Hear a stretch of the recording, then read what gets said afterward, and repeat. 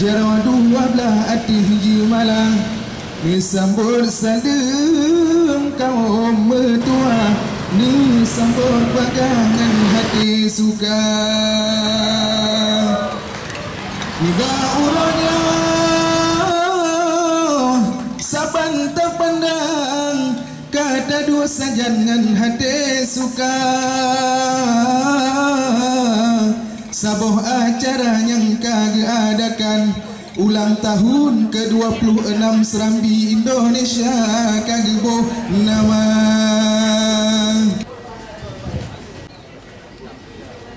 Di celah itulah saudara kita ingin bertahan. Serambi harus mampu menjadi tempat konfirmasi kebenaran. Maka Serambi tidak boleh salah. Online boleh salah, boleh melenceng, tapi Serambi media print di seluruh dunia itu tetap akan menjaga prinsip ini. Tidak boleh salah. Tidak boleh salah.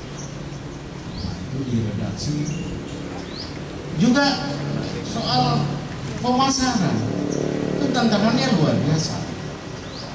Dengan terjadinya orang bisa memperoleh berita lewat online, media print akan sulit dipasarkan kalau masyarakat itu tidak mendapat kebenaran dari surat kabar.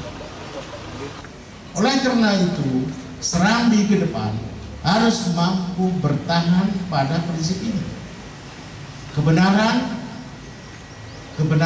aktualitas itulah yang harus dipegang oleh Serambi.